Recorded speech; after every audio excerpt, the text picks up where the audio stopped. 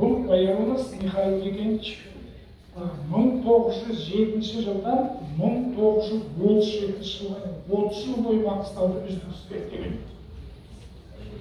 Бұл кісіден ұлан ғайыр архивтік құжаттар қалған. Ресей Академия ғылымының архивінде нөмірі 568 фондында. Сонымен бірге Андрус деген ғалымның осы академияның фондысында 567 фондында. Сосын орталық квалификациялық комиссияның фондысында нөмірі 407 фонды қор. Осылардың бәрінде де біздің бабамыз жөнінде мәліметтер жатыр деп мен өзім имандай сенемін. Және бұлардың барлығы тек бір жай есептеу емес, бұлардың күнделікті күнбөгін естігендері жөнінде жазылады. Сіздер геолог полевой дневник дейтін сендерде бар, жазбалар. Осы сияқты сол қай күні қандай жерді көрсетті, біздің бабамыз осының бәрі сол күнделіктердің ішінен табылады деп есептеймін. Баяғымыз көндірген Андрусов, оның ұлы Леонид Андрусов, Клер, Савченко, Нацкий, Личков, Макринский деген ғалымдар жұмыстас болған. Жаңағы айтқан академияда, соның қорында, осы кісілердің де еңбектері міндетті түрде жатыр. Соған біз қалай болғанда да қол жеткізуіміз керек. Әйтпесе біздің ғалым жөніндегі, баба жөніндегі зерттеулеріміздің барлығы депті, айтты болып кете беруі мүмкін. 1926 жылы Соколов деген геолог қарасаз тастасты зерттеген. Ол кісі міндетті түрде Ореконменен кездесті. Енді 30 жылдары сіздердің тілдерімен айтқанда геодезиялық ізденістер жүрді.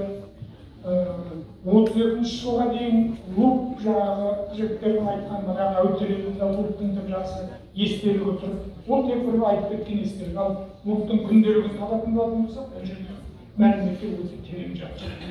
Осыны айналайындап қатты ескеріп тұрады. Екінші, біздің Хазірет бабамыздың ұлы, бізден 3 хазірет шыққан, соның біреуі Тұрмағанбет бабамыз өзінің ұлын Яссауия Нақшбандия іліміне бейімдеп берген. Оның біздерге Марат Сибасов деген ғалымымыз арқылы оған берген изажасы біздің қолымызға жетті, қазір мұрағатта сақтап отыр. Бұл бабалар кімнің силсиласында тұрасың деп жауап бергенде Қожа Ахмет Яссауидің рахметуллах алейхи силсиласында тұрамын деп жауап берді ғана. Бұл қағидат біздің Ержан Хазіретке дейін жеткен. Біздің осы дінбасыларымыз Бекет атамызда Яссауи бабамыздан кейін екінші етіп Әбді әл-Халық әл-Еждуани бабамызды, ал үшінші етіп Нақшбанд бабамызды атағанын біздер Ержан Хазірет бабамыздың қалдырған жазбасынан түсініп отырмыз. Бекет атамыз, Оразмағамбет атамыз, бектеміз Ержан Хазірет атамыз ұстанған сұлулық ілім сол кезде ислам дінінде етек алып кеткен мұсылманшылықты қылышпен орнату, әділеттен аттау, адамға астамшылық жасау, бай кедей болып, ұлысты күйрету сияқты аса қауіпті үдерістерді кідірту мақсатында өмірге келген болатын. Ғасырдан ғасырға елден елге тарай дами келе, бұл ілімнің Нақшбандия жолы сапар дәл отан отбасында отырып, отанды әлемді ойла деген ұлы қағидатты ойлап тапқан. Біздің жаңағы ататылған ұлыларымыздың ұлы атануының негізінде осы ілім жатыр деп біздер есептейміз.